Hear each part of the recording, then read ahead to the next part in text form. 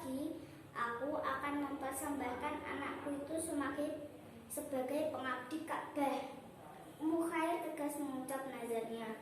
Saat itu tepat tahun 573 Masehi, Bani Taim kembali mendapatkan keturunan baru. Seorang bayi laki-laki mungil terlengkapi kebahagiaan keluarga mereka. Kelahiran bayi laki-laki ini pun berjarak 2 tahun setelah kelahiran Rasulullah. Inilah bayi yang dinazarkan oleh Ummu Khair. Oleh karena nazarnya itu, sang bayi kemudian diberi nama Abdul Ka'bah, artinya adalah hamba Ka'bah. Selain karena nazar, nama ini juga menyimpan cerita menarik. Kala itu, Ummu Khair, ibunda Abdul Ka'bah, telah beberapa kali melahirkan bayi laki-laki. Namun, semua bayi laki-lakinya itu meninggal. Ibu Abdul Ka'bah bernama lengkap Ummu Khair Salma binti Sakhar. Ia berasal dari keturunan suku Quraisy. Sementara itu, ayahnya bernama Utsman bin Amir.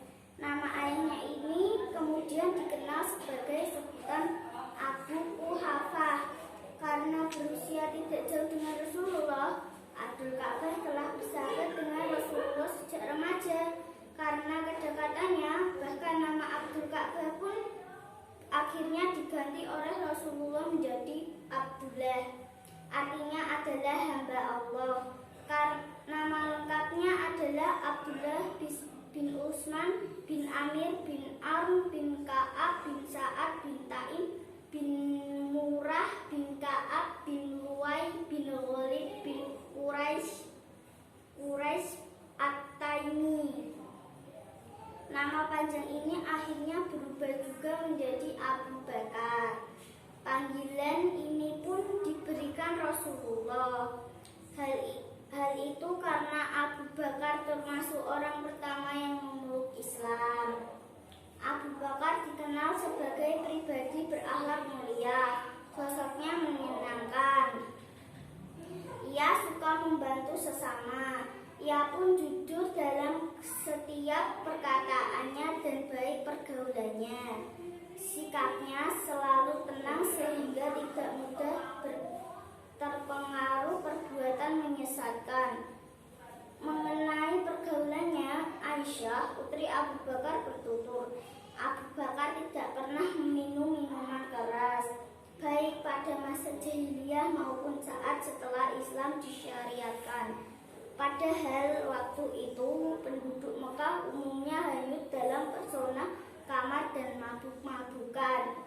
Abu Bakar sendiri pernah ditanya tentang kamar yang memabukkan itu. Apakah engkau pernah meminum kamar pada masa jahiliyah?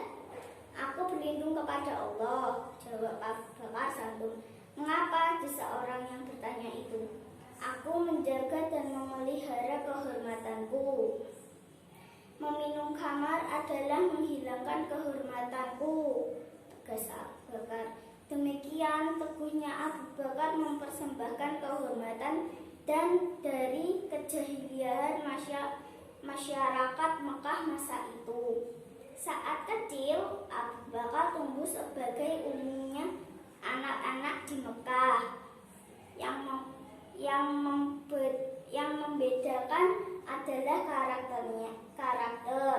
Sejak kecil, Abu Bakar dikenal sebagai anak baik, jujur, dan lemah lembut. Sifat ini membuat orang yang menyukainya. Setelah dewasa, Abu Bakar memiliki pekerjaan sebagai pedagang pakaian. Abu Bakar adalah seorang pedagang disiplin. Sifat ini pula yang membuat usaha dagangannya semakin berkembang. Abu Bakar pun menjadi pengusaha kaya raya. Walaupun berlimpah harta, Abu Bakar tidak pelit. Ia sangat dermawan. Lantas bagaimana? Ya, pendapat Rasulullah tentang Abu Bakar.